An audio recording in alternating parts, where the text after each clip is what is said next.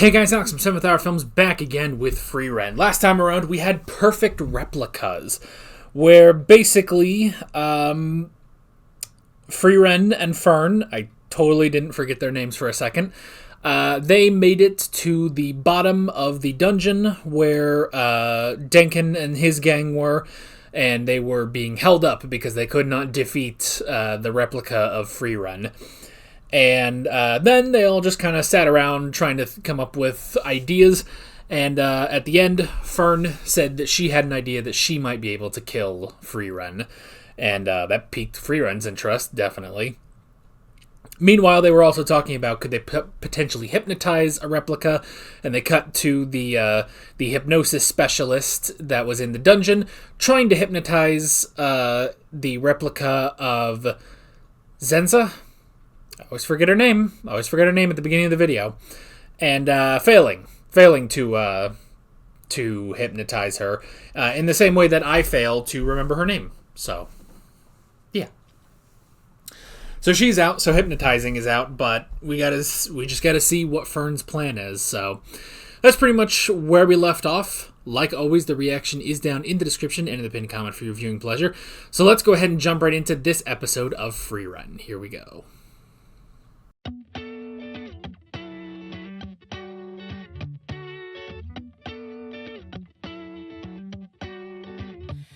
Man, that was a lot. I have to I really gotta take a lot of that in about what they talked about. Oh, good grief. I mean, it's just freaking. I don't know, man. I guess maybe it's a difference of age, you know? I mean, you could even say it's just a difference of upbringing for these two elves, you know? Frieren, 1,000 years ago was probably relatively young still. I mean, might have been a couple hundred years old or something, but she was young and she was taught by Flamma, whereas Zeria, we have no idea how old Zeria is. She could be prehistoric for all we know. And in all that time, she didn't have someone, you know? She was not molded by someone. Molded by it. She was not molded by someone like Flamma, you know? By the time Flamma had arrived within her life, she was already this kind of I don't know, maybe bitter's not the right word, but kind of set in her ways, you know? If anything, you could say it's it's kind of like with Denken and Richter, you know? Because Richter, he's there for the prestige, you know? He's there for the honor of becoming a first-class mage. Denken doesn't really care about any of that, you know? The privilege, the prestige, the all-importantness of being a first-class mage. He's only doing this, he's only doing this to get by. You know, he's only doing this so he can go to his hometown, to the grave that's there, that he can no longer access because he doesn't have that kind of clearance. That's it. Same reason for Frieren. But it definitely just shows, the difference between Zeria and Flamma and Frieren. That she just looks at Flamma's favorite spell, one that can create flowers, basically, can create a meadow of flowers. And she says, at best, it's useless. At worst, it's just entirely pointless, basically. And it's like, that just shows everything, basically. That shows everything about how she views magic. Because, if anything, I would say that Flamma and Frieren and Fern, they all hold magic in a higher regard than Zeria ever did, you know? Zeria just sees magic as power, you know? And while she's right that magic is power, you know? Magic is power, and she's entirely right about humanity, humanity will get this, this incredible power, and they will use it for war, and the entire continent will have this magic and will be using it in this sort of militaristic way. She's right about that. But at the same time, there is that good part of magic, you know? I mean, if anything, you could just say that's humanity. If it wasn't magic, it was going to be something else, you know? If it wasn't magic, it was going to be something else. Humans are going to do that, you know? But that doesn't mean it should be locked away. There shouldn't be, you know, it shouldn't be gate kept, basically, you know? There's no reason to gatekeep magic. And yeah, like, because they basically show it's like, oh, well, humanity is going to keep getting, you know, better and stronger. And that's true to the point that you see Himmel, who was strong enough to defeat the Demon King on his own, you know? Like, powerful mages like Zeria, like Frieren, like Flamma, all could have defeated the Demon King. But none of them are really heroes, you know? Frieren more than the others, but Himmel was a hero. And he was strong enough to defeat the Demon King. And he did, you know? Humanity created this incredible man, you know? And a lot of others, you know? Just because there will be some darkness doesn't mean there won't also be light. So, but yeah, this whole thing of, you know, she wanted to basically keep magic, you know, in the realm of elves, basically, you know, or just to a select few, and it's like, I don't know. I mean, yeah, you get some people that probably don't need magic, that probably don't deserve it, you know? I'm not even saying that's even Richter, you know? He's just kind of a dick. That's about it, really, you know? He's kind of a dick, and he's also, you know, he's, you know, got this whole thing with the prestige and privilege. But at the same time, you could even say it's like, well, that's kind of all he can think about magic, you know? Because we saw between the tests what he normally, you know, what his normal life is, you know, he has a little shop in town where, you know, he clearly does not have a rabid, you know, customer base. He, you know, fixes a lantern for his grandmother, basically. That's all he was doing that day. So to him, he wants to become better because the only way he can be happy with himself is to have this, you know? It's not even about the prestige, it's what the prestige will do for him, you know? It will make him great. But on the other hand, then you have Denkin, who's great without it. Like, you know, everyone was kind of looking and it's like, well, why is Denkin doing this now? He was an Imperial Mage, you know? Why does he, at this point, why does he need that? Like, he kind of has the prestige, you know? But he's not doing it for that. He's just doing it because that's what he needs to do to get back to that town. So, and it's the same thing with Fern, you know? With Fern and Frieren and all of them. It's like they don't need, you know, a little document to say they're amazing. They just are amazing, you know? They don't need this great prestige. They don't, like, if anything, but again, it's like they probably hold magic to a higher regard than Zeria ever did, you know?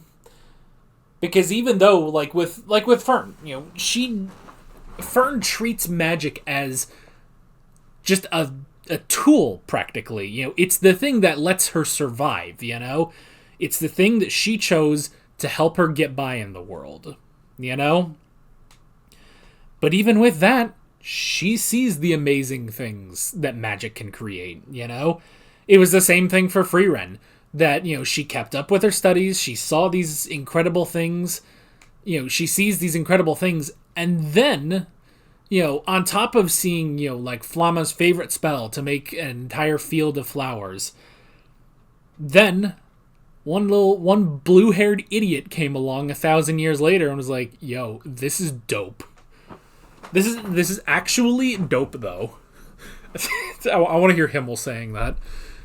And she was like, yeah, it is pretty dope.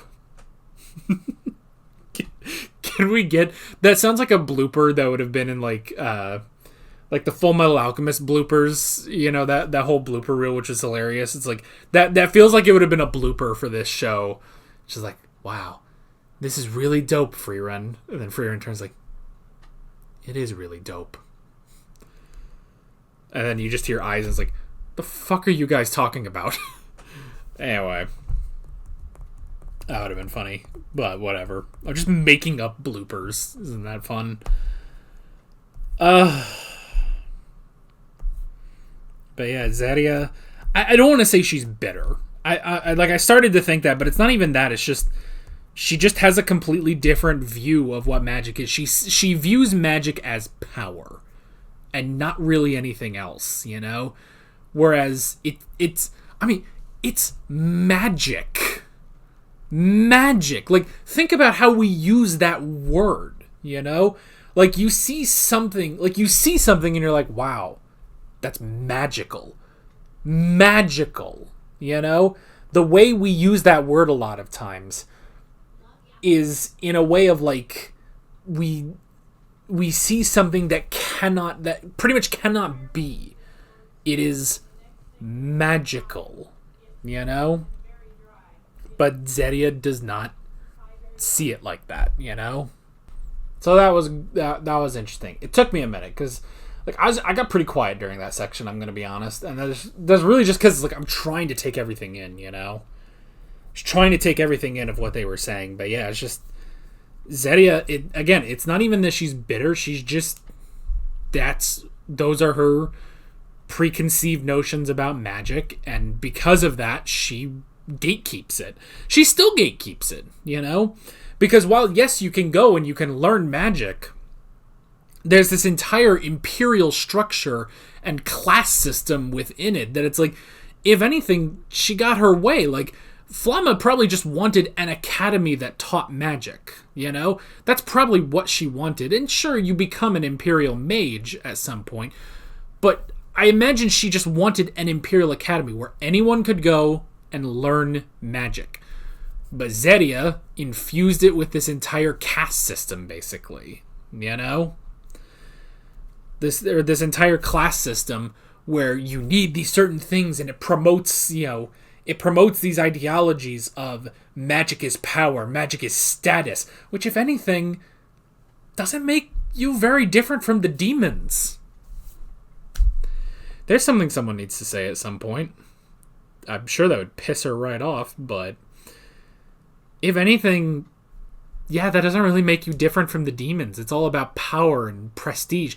That's why, you know, so many, even Denkin is surprised when he sees how Frieren and Fern fight, you know, because they use the most basic of spells during combat. Basic attack, basic defense, and Zoltrak, which is still kind of basic attack anyway, you know? Just basic attack, basic defense. And they're like, really? But nobody's... You don't think outside the box, you know? I mean, it's kind of like, episodes back during the demon arc, where the little dude in his suspenders and his lederhosen, he got the string around Frieren's neck and is like, you can't possibly break my string. And she was like, you're right, I can't break the string, so I will break you. And then she did, and she killed him, and that was that. You know, it's just like, you didn't think that through, you know? Or with I can't remember his name, but the main guy, you know, when he was fighting Fern, and he just could not, you know, demons cannot fathom suppressing their mana, you know? It's all power, it's all status. Honestly, I can't believe it took me this many episodes to think about this, but this whole thing about becoming a first-class mage, if anything, it's exactly the same as the demons, you know? They view everything as status. You know, magic is status, and the more mana they have, the bigger status they have. So they will never conceal their mana. They will never conceal their mana, because then their status has gone down, you know? So it's always just out and about, so they don't understand why someone would suppress their mana, you know? And if anything, it's exactly the same with this whole first-class mage situation. It's like, I will do this, and I will have the prestige and the honor and the respect of people, and it's just like, you're just putting a magnifier over your dick, you know? Who cares? Quit showing people your dick. It's not about that. How many times have I said dick in this episode? Oh boy. I'm gonna go talking about dicks. But I mean, it's essentially what it is. It's essentially what it is. It's just a pissing contest. It's just, the demons do that and the humans do that too. You know? If anything, Zeria has turned humans... I mean, they're not, you know... The mindset is not the same with, like, you know, how they attack and hurt people and stuff. Well, I don't know, maybe kinda though. War, going to war and stuff like that. I mean, look at Virabel. You know, this super hyper efficient killer, and it's like, oh, okay. I mean, he's clearly not as bad, but it's like, but that's it. It's all just a pissing contest. It's all just a pissing contest, and Frieren, you know, she was taught not to go walking around with your dick out. My metaphor is slowly crumbling away, but I think we all understand the principle. I'm going to now move on from this topic so we stop picturing things. Yeah, okay. Anyway, for the rest of the episode, we had the strategy. Gotta use my strategy. Which was interesting. I like that, yeah, you know, they had to exploit one of Frieren's greatest weaknesses, which is that her mana detection slips. For just a second, just an instant, her mana detection can slip. I love how that's a basic mistake, you know? It's a basic mistake, but it's one she's been making for 1,000 years, so... And I love, too, when it's like, you know, Miss Frieren, if you knew that, then why didn't you say something earlier? And she's just like, it's mortifying. It's like, she's all embarrassed doing the finger touch thing.